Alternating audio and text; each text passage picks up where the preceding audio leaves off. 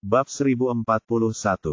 Nyonya, tolong berhenti mencoba melarikan diri. Tuan Cedric dan Tuan Maxwell akan memenggal kepala kami jika kami gagal membawa Anda ke villa musim panas lagi, kata pelayan itu. Phoebe mendorongnya dengan histeris. Minggir, kalian pikir kalian ini siapa? Kalian tidak berhak mengatur-aturku. Para pelayan pernah ditipu sekali, jadi kali ini, mereka memutuskan untuk menggunakan kekerasan untuk melaksanakan perintah mereka. Dua dari mereka menahan Phoebe sementara yang lain mengemasi barang-barangnya. Karena Phoebe baru tinggal di gedung itu kurang dari sehari, tidak banyak barang yang perlu dikemas. Para pelayan mengumpulkan barang-barang yang berserakan di apartemen untuk bersiap pergi. Sebelum mereka pergi, kepala pelayan mendengar suara tangisan datang dari kamar tidur, jadi dia menyuruh bawahannya untuk memeriksanya. Itu Tuan Joey. Sepertinya dia terluka karena meringkuk di lantai sambil menangis. Kepala pelayan masuk ke ruangan. Joey memang meringkuk di lantai, gemetar dan menangis. Ia sungguh menyedihkan. Phoebe tiba-tiba teringat sesuatu. Oh, tidak, dia pasti jatuh, katanya, berpura-pura khawatir. Apakah dia terluka? Kita harus membawanya ke rumah sakit kalau dia terluka. Bel alarm berbunyi di kepala pelayan utama. Lagi pula, Phoebe dan Anya telah menggunakan trik yang sama untuk melarikan diri dari mereka. Pelayan utama berjongkok untuk memeriksa kondisi Joey. Ia kesal karena Joey benar-benar terluka kali ini. Tunggu apa lagi? Bawa dia ke rumah sakit sekarang. Desak Phoebe. Pelayan utama mengerutkan kening. Nyonya, sepertinya Tuan Joey tidak cedera karena jatuh. Apa yang terjadi? Tatapan Phoebe beralih gugup. Mana aku tahu. Anak nakal ini berlarian ke sana kemari bahkan ketika aku sudah melarangnya. Mungkin dia menabrak salah satu furnitur saat aku lengah. Lagi pula, tidak masalah bagaimana dia terluka. Yang lebih penting adalah membawanya ke rumah sakit. Jadi, lepaskan aku. Aku harus membawanya ke rumah sakit sekarang. Phoebe mulai berjuang untuk melepaskan diri. Joey segera menutupi kepalanya dan gemetar lebih hebat ketika mendengar Phoebe akan datang menjemputnya. Phoebe tidak berhasil melepaskan diri karena para pelayan yang menahannya tidak berani melepaskannya tanpa perintah dari pelayan utama. Nyonya, Anda tidak perlu khawatir lagi tentang Tuan Joey, kata kepala pelayan setelah mempertimbangkan pilihannya.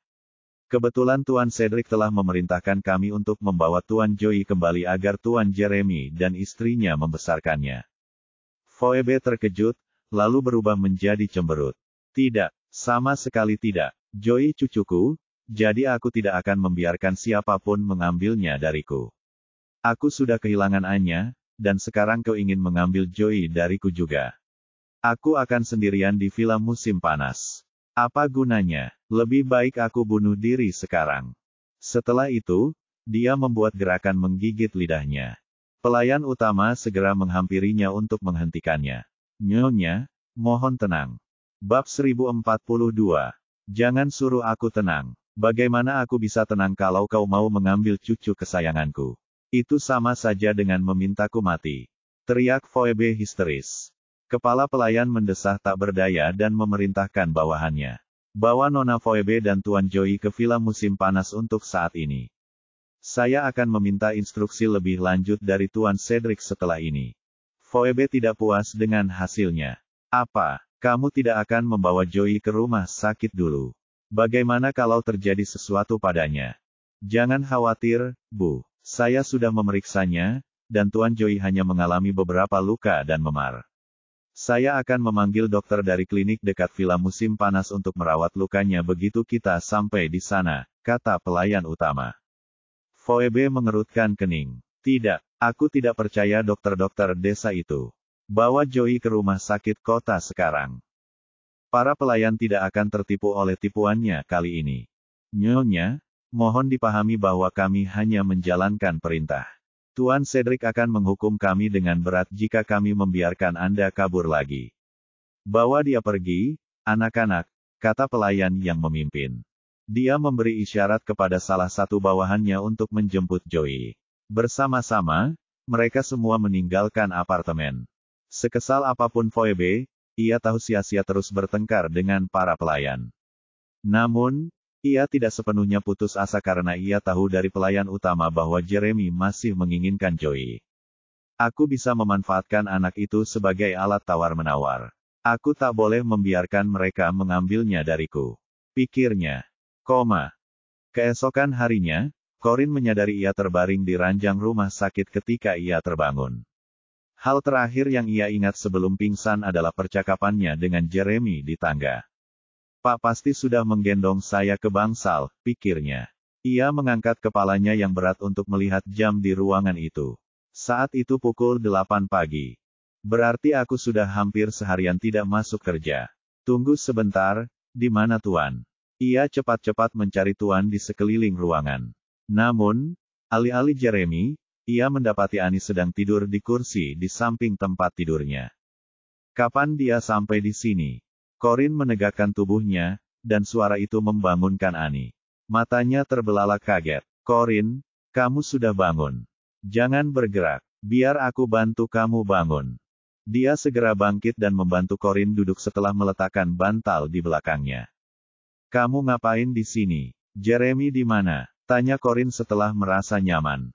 Annie merentangkan tangannya. Paman Jeremy harus naik pesawat pagi-pagi sekali untuk perjalanan bisnis.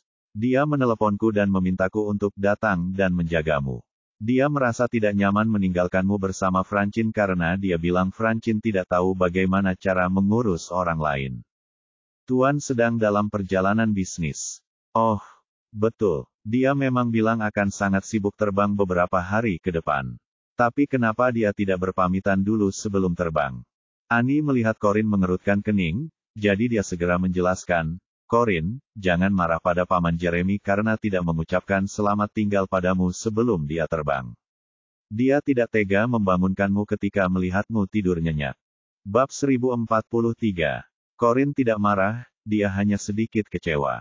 Dia bilang kapan dia akan kembali.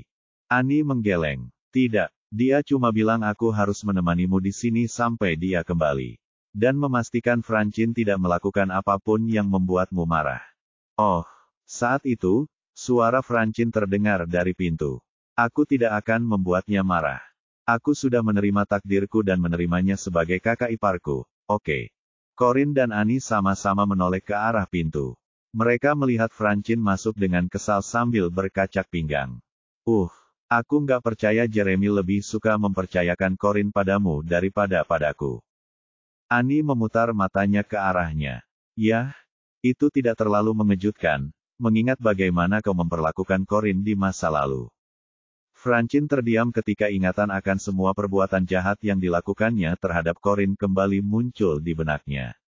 Hal ini membuatnya malu. Melihat kedua gadis itu seakan-akan cocok seperti minyak dan air, Corinne segera menyela, ada yang bisa dimakan. Aku lapar sekali. Ya, kata Annie dan Francine bersamaan. Mereka lalu saling melotot. Corinne, aku beli sup ayam buatan ibuku khusus untukmu. Tunggu di sini, aku akan ambilkan untukmu sekarang, kata Annie. Ia lalu pergi mengambil wadah yang ada di lemari. Sementara itu, Francine memberikan Corinne makanan yang diminta Pamela. Yo, Corinne, nenek memintaku mengantarkan sarapan untukmu. Kamu harus makan ini, bukan yang dibawa orang luar. Corinne terdiam. Annie kembali dan mendorong Francine ke samping dengan pinggulnya. Siapa yang kau sebut orang luar?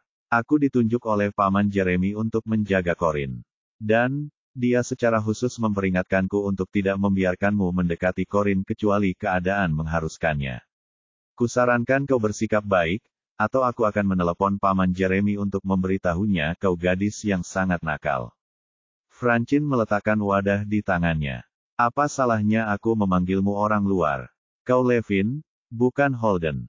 Lagi pula, tidak masalah kalau Jeremy tidak ingin aku dekat-dekat dengan Corinne karena nenek yang memintaku membawakan sarapan untuk Corinne.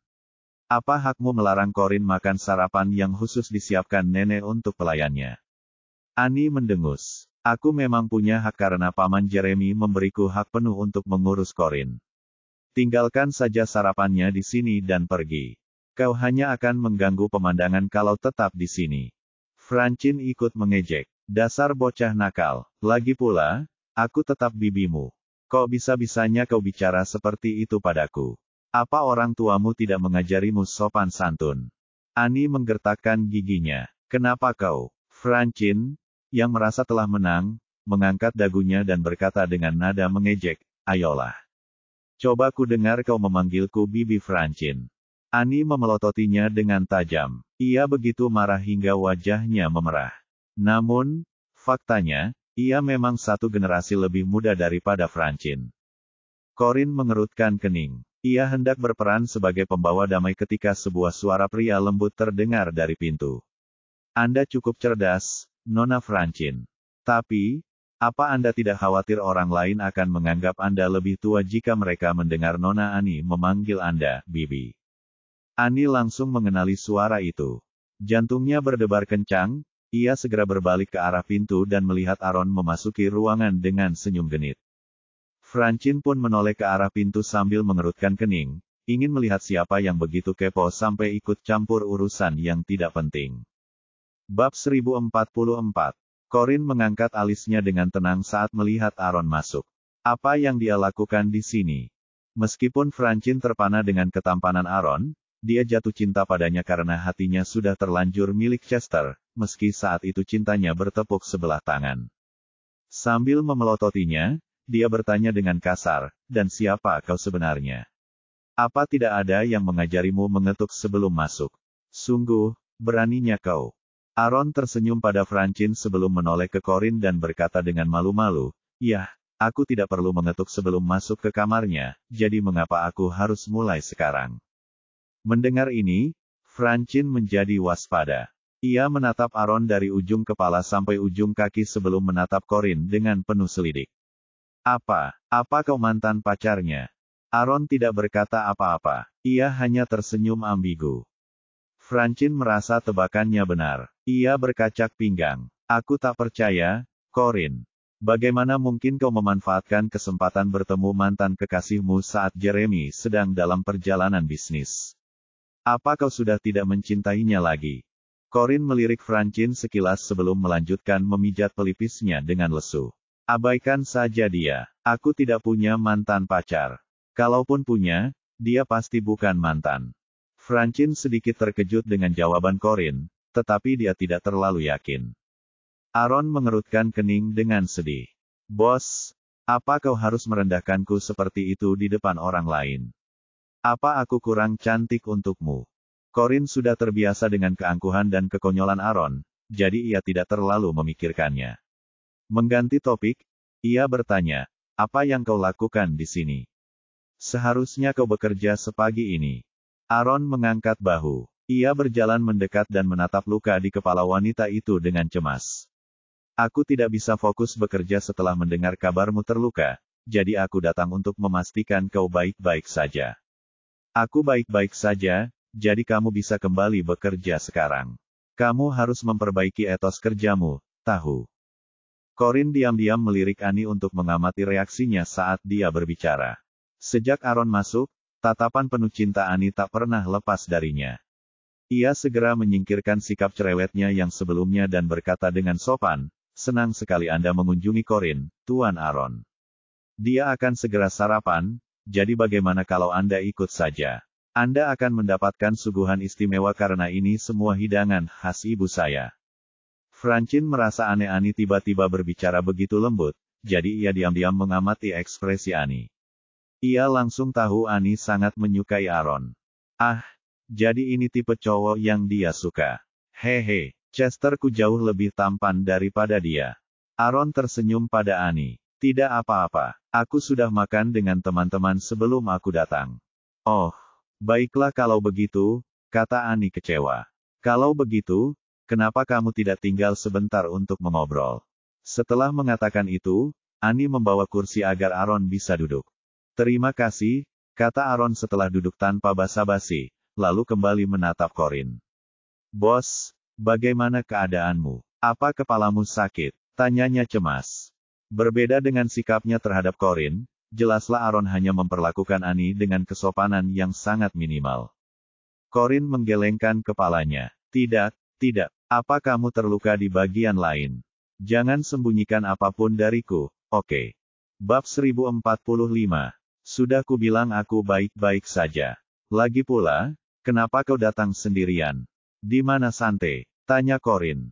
Berdasarkan pemahamannya terhadap kedua sahabat masa kecilnya, mereka tidak akan pernah datang sendirian dalam situasi seperti ini. Aaron tersenyum. Mereka pergi membelikanmu makanan dari restoran tapas favoritmu. Antreannya panjang karena restorannya sangat ramai. Aku tidak suka antre, jadi aku yang pertama. Mereka. Siapa mereka? Sante sama siapa? Annie menuangkan air untuk Aaron. Ini, Tuan Aaron. Silakan minum. Terima kasih, Annie. Aaron menerima segelas air dengan anggun sambil menjawab, Sante sedang bersama pacarku. Pacar, kata itu bagaikan tikaman di hati Annie. Ia menatap Aaron tak percaya, merasa salah dengar. Namun, Aaron tidak menatapnya. Malah, ia menatap Corin sambil tersenyum. Mereka seharusnya segera tiba. Bos, pacarku sangat gugup bertemu denganmu, jadi tolong bersikap baik padanya, ya. Dan tolong jangan ceritakan hal-hal memalukan tentangku padanya. Corin sudah lupa berapa banyak pacar Aaron yang ia temui selama bertahun-tahun, jadi ia tidak terlalu tertarik untuk bertemu dengan pacar barunya ini. Namun, ia tertarik dengan reaksi Annie. Ia tahu Annie telah jatuh cinta pada Aaron, dan apapun yang dikatakan Corin takkan pernah bisa meyakinkannya untuk tidak menyukainya. Karena itu, ia yakin Annie pasti sangat terluka saat mengetahui tentang pacar baru Aaron.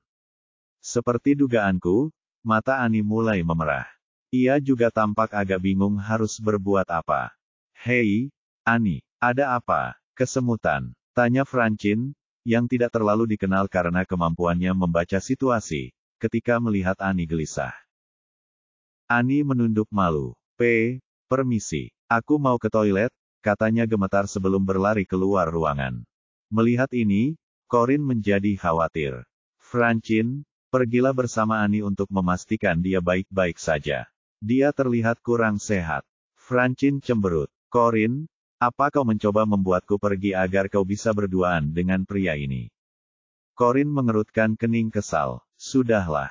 Periksa Annie sekarang. Kakakmu akan membunuhmu kalau terjadi apa-apa padanya. Membawa Jeremy tampaknya berhasil karena Francine segera melakukan apa yang diperintahkan, meskipun dia tidak peduli sama sekali terhadap Annie. Setelah Francine keluar, Corin menyipitkan mata ke arah Aaron. Kau sengaja melakukan ini, kan? Aaron mengangkat bahu polos. Aku tidak. Pacarku akan datang nanti, kau akan lihat sendiri.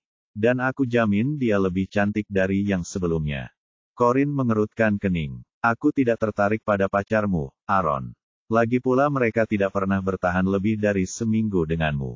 Aku bertanya kenapa kau harus membawanya padahal kau tahu Annie ada di sini. Aaron mengangkat satu tangan. Sumpah deh, aku nggak ngangka Annie bakal ada di sini. Kalau aku tahu, aku pasti datang di waktu yang berbeda. Tapi, mungkin lebih baik begitu karena ada kemungkinan Annie bakal menyerah begitu saja. Dia sudah bertemu dengan pacarku yang cantik. Bukankah itu yang kamu inginkan? Corin memang tidak bisa menang melawan Aaron. Aku sudah bilang kau harus membuatnya membencimu dengan cara yang tidak menyakiti perasaannya. Dan kau jelas gagal dalam hal itu. Bab 1046. Aaron menempelkan tangannya ke dahinya dan mendesah tak berdaya. Tapi apa yang kau minta aku lakukan agak mustahil. Aku cukup menarik, kalau kau belum menyadarinya. Annie tidak akan menyerah kecuali aku sedikit menyakiti perasaannya. Corin memutar bola matanya. Makanya aku peringatkan kamu untuk menjauhi cewek seperti dia. Mereka tipe yang gampang jatuh. Sekali jatuh, mereka nggak akan menyerah apapun yang terjadi. Apa yang kamu lakukan itu sama saja dengan melakukan dosa besar. Aaron mengangkat sudut bibirnya. Baiklah, kuakui aku seharusnya tidak melakukan itu. Dan aku janji tidak akan melakukannya lagi. Corin hanya mengejek dan tidak berkata apa-apa lagi. Aaron melihat sekeliling ruangan dan bertanya dengan rasa ingin tahu, Bos, di mana Tuan Jeremy? Kenapa dia tidak ada di sini bersama Anda? Corin memandang keluar jendela, ke langit biru. Dia sedang dalam perjalanan bisnis ke luar negeri. Dia ngapain? Kok dia masih bisa mikirin kerja kalau kamu lagi di rumah sakit? Apa dia peduli sama kamu? Corin hanya mengerutkan kening dan tidak mengatakan apapun. Sementara itu, di kamar kecil, Annie memercikkan air dingin ke wajahnya. Lalu ia mendongak untuk melihat bayangannya yang basah kuyup di cermin. Hubungannya sebelumnya berakhir dengan kegagalan total, hampir menikahi seorang pria brengsek. Ia tak percaya akan jatuh cinta lagi pada seorang tukang selingkuh.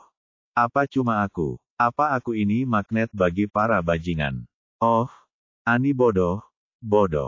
Kenapa aku nggak bisa santai aja kalau lagi jatuh cinta? Gerutunya dalam hati. Tiba-tiba, Francine, dengan tangan bersedekap, muncul di cermin. Ia mengangkat dagunya dan berkata dengan angkuh, "Kurasa kau tidak sehebat yang kau kira. Kalau tidak, kau tidak akan jatuh cinta pada playboy bodoh seperti itu." Annie tersadar dari lamunannya. Ia memutar bola matanya ke arah Francine. "Dan kukira kau juga berpikir begitu. Nah, kenapa aku tidak pernah melihatmu bersama pria yang berharga?" Francine mendengus. "Perlu ku beritahu, orang yang kukejar sekarang adalah orang yang sangat berharga. Bahkan, aku tidak keberatan membawanya menemuimu begitu kita jadi pasangan." Annie terkekeh dingin. Mana mungkin ada pria berkelas yang jatuh cinta pada gadis dangkal sepertimu? Kenapa kau? Francine berkacak pinggang dengan marah. Meskipun ia tahu ia tak layak menjadi tandingan Chester, ia tetap merasa tak enak mendengarnya dari Annie. "Sungguh, Annie, kau bahkan tak akan tahu seperti apa kebaikan itu, meskipun itu langsung menusuk wajahmu. Aku cuma mau memperingatkanmu, orang itu sepertinya merepotkan, jadi bagaimana bisa kau begitu jahat padaku?" Annie mengeringkan wajahnya dengan serbet. "Aku mungkin tidak berpengalaman dalam hubungan, tapi aku tidak butuh gadis kecil sepertimu untuk mengaturku." Dia lalu melemparkan serbet itu ke tempat sampah dan berjalan melewati Francine. Francine yang tak mudah menyerah, berbalik dan mengejarnya. "Siapa yang kau panggil gadis kecil? Kasar sekali. Apa kau lupa aku bibimu?" Annie mengabaikannya begitu saja dan mempercepat langkahnya. Francine pun mempercepat langkahnya. "Ngomong-ngomong, siapa orang itu? Kenapa dia memanggil Corinne, bos?" Bab 1047. Annie khawatir Francine akan melakukan hal bodoh jika ia salah paham tentang hubungan Corinne dan Aaron, jadi ia segera menjawab, "Dia Tuan Aaron, wakil presiden New Moon Group. Dia dan Corinne berteman baik. Mereka sudah berteman lama." Francine mengerutkan kening bingung. "Apa? Corinne berteman dengan wakil presiden New Moon Group? Kukira dia dari desa. Kok bisa dia kenal orang seperti itu?" Annie memutar bola matanya. "Kau memang dangkal seperti yang kukira. Kau seharusnya tidak menilai seseorang dari latar belakangnya, tahu. Memangnya kenapa kalau Corinne berasal dari desa? Paman Jeremy tetap jatuh cinta padanya, kan? Tidak mengherankan kalau Corinne punya teman-teman yang mengesankan, kan?" Francine merasa bimbang. Jadi Corinne sudah mengenal beberapa orang yang mengesankan bahkan sebelum dia bertemu Jeremy. Tapi dia tidak pernah sekalipun menyebut nama mereka untuk membuatku terkesan. Sepertinya aku harus mengenalnya lebih baik. Yah, dia memang tampan. Kenapa Corinne tidak bersamanya saja, bukan dengan kakakku?" Annie memutar bola matanya lagi. Memangnya kenapa kalau dia tampan? Itu nggak ada artinya kalau nggak ada percikan di antara mereka. Lagi pula, aku baru saja bilang mereka sudah lama berteman, jadi mereka lebih seperti keluarga daripada teman. Sulit jatuh cinta pada saudara sendiri, iya. Sebaiknya kamu jangan ceritakan ini pada kakek nenekmu, iya. Francine cemberut. "Aku cuma nanya. Aku nggak pernah berencana kasih tahu mereka." "Benar juga, kau tidak akan. Ngomong-ngomong, aku harus kembali untuk mengurus Corinne sekarang. Paman Jeremy akan membunuh kita berdua kalau tahu kita meninggalkannya sendirian di kamar." Setelah itu, Annie berlari kecil kembali ke bangsal Corinne. Saat ia kembali, Sante dan pacar Aaron sudah tiba. Ia terdiam kaget saat melihat Aaron memeluk kekasihnya dan mencium puncak kepalanya di sofa. Ini bukan pertama kalinya ia melihat Aaron bermesraan dengan perempuan lain, tapi perempuan itu hari ini sungguh luar biasa cantiknya. Dibandingkan dengan semua gadis sebelumnya yang gemar berpesta dan berdandan tebal yang dibawa Aaron ke perusahaan, gadis ini terlihat sangat bersih dan jinak. Meskipun Annie merasa cemburu setiap kali Aaron bermain-main dengan gadis-gadis pesta, ia tidak pernah merasa terancam karena intuisinya mengatakan Aaron hanya memperlakukan mereka sebagai teman kencan biasa. Dengan kata lain, ia tidak akan pernah meminta mereka menjadi pacarnya, juga tidak akan menikahi mereka. Seperti semua orang bodoh yang sedang jatuh cinta, ia sangat yakin Aaron akan ingin berumah tangga begitu ia bertemu dengan seorang gadis yang bisa ia bayangkan akan menghabiskan sisa hidupnya bersamanya. Namun, yang tak ia duga adalah gadis itu bukan dirinya, melainkan orang lain. Melihat Aaron bersama pacarnya saat itu seakan semakin menegaskan hal ini. Annie masih terhanyut ketika Francine muncul dari belakangnya. Francine melihat santai duduk di samping tempat tidur Corinne sambil mengupas apel, sementara Aaron bersikap mesra dengan kekasihnya di sofa seolah tak ada orang lain di sana. Corinne, siapa ini? Francine menghampiri dan mengamati santai dari atas sampai bawah, yang mengenakan barang-barang bermerek dari ujung kepala sampai ujung kaki. Dia tampak hebat dengan pakaian itu. Tapi kenapa orang yang mampu membeli begitu banyak barang bermerek mau mengupas apel demi Corinne? Tanyanya. Dia temanku, kata Corinne dengan malas. Wanita ini temannya juga, pikir Francine sambil mengerutkan kening. Kenapa dia tidak pernah menyebut-nyebut teman-teman kerennya itu? Pada saat itu, Annie tersadar dari keterkejutannya. Ia memaksa diri untuk mengalihkan pandangan dari Aaron dan pacarnya, lalu berjalan menghampiri Santai. Nona Santai, izinkan saya membantu Anda memotong apel Corinne. Saya tidak ingin tangan Anda terluka. Bab 1048. Santai tidak berhenti mengerjakannya. Setelah mengupas kulit apel terakhir, ia memotongnya menjadi potongan-potongan kecil dan memberikannya kepada Corinne. Tidak apa-apa. Aku tahu cara merawat Corinne karena aku sudah merawatnya di saat-saat seperti ini sebelum kalian berdua bertemu. Annie mengerjap. Ia tak bisa menahan perasaan aneh ketika melihat Santai dengan lembut menyuapi Corinne potongan apel. Meski sama-sama bekerja di New Moon Group, Annie jarang sekali berbicara dengan Santai saat bekerja. Alasannya, Santai merupakan sosok yang workaholic dan terkesan, aku sibuk, jadi jangan bicara padaku kalau tidak penting. Maka, agak mengejutkan melihat Santai yang acuh tak acuh bersikap begitu hangat kepada Corinne. Aku belum pernah melihat sisi dirinya yang seperti ini sebelumnya.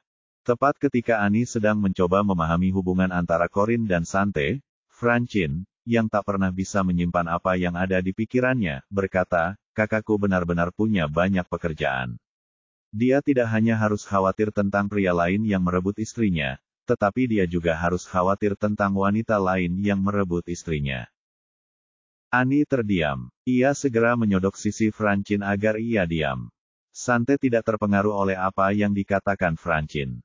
Ia memotong sepotong apel lagi dan menyuapkannya kepada Corinne. Bos, karena Tuan Jeremy sedang dalam perjalanan bisnis, bagaimana kalau Anda tinggal di rumah kami setelah keluar dari rumah sakit? Saya khawatir meninggalkan Anda sendirian dengan keluarga Holden. Corinne memikirkan saran Santai sambil mengunyah apel. Tidak, dia sudah menikah dengan kakakku, jadi dia juga anggota keluarga kami. Aku tidak akan mengizinkannya tinggal dengan orang luar. Lagi pula, kalianlah yang seharusnya kukhawatirkan karena kalian semua sepertinya mengincar kakak iparku, kata Francine. Mulut Corinne berkedut. Apa sih yang dibicarakan gadis ini? Santet melirik Francine, membuat kacamata berbingkai emasnya sedikit kabur.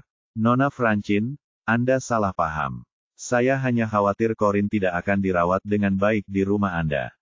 Lagi pula, kakak Anda bahkan tidak akan punya kesempatan dengannya jika dia hanya mengizinkan saya merawatnya. Corinne terdiam. Santai cuma mau bikin keadaan makin runyam kalau ngomong gitu. Francine langsung menghampiri dan mendorong Santai. Corinne, kau dengar itu? Wanita ini punya rencana tersembunyi terhadapmu. Kau harus menjauh darinya, atau dia akan mencoba memanfaatkanmu.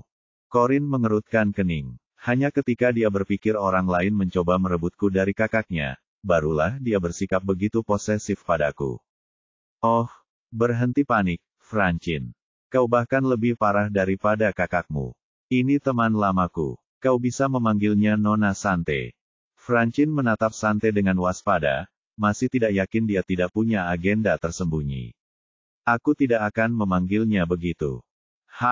Tugasku adalah memastikan tidak ada yang mencoba mencurimu saat saudaraku sedang dalam perjalanan bisnis. Corin terdiam lagi. Sante mengabaikan Francine begitu saja. Ia meletakkan pisau dan apelnya, lalu menaikkan kacamata berbingkai emasnya. Bos, saya mau cuci tangan, katanya sambil berdiri. Corin menguap dan mengangguk malas. Lalu ia melirik Annie, yang sesekali memandangi Aaron dan pacarnya dengan cemberut. Setelah memikirkannya, dia memanggilnya. Annie. Bab 1049. Annie tersadar dari lamunannya. Ya, Corin. Kamu bisa kembali bekerja kalau mau. Aku baik-baik saja di sini, jadi kamu tidak perlu menemaniku seharian. Tapi, aku tidak keberatan kalau kamu mampir sesekali.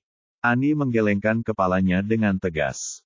Tidak, aku sudah berjanji pada Paman Jeremy untuk menjagamu. Jadi aku tidak bisa mengingkari janjiku. Corin menggelengkan kepalanya. Aku akan menjelaskan semuanya padanya. Lagi pula, kau tidak perlu mendengarkan semua yang dia katakan. Si gila kerja itu menganggap pekerjaannya saja yang penting, sedangkan pekerjaanmu tidak. Itu sebabnya dia tidak berpikir dua kali untuk memintamu menjagaku. Jangan pedulikan dia. Annie tidak keberatan mengurus Corin. Tidak apa-apa, Corin. Aku sudah minta cuti kerja.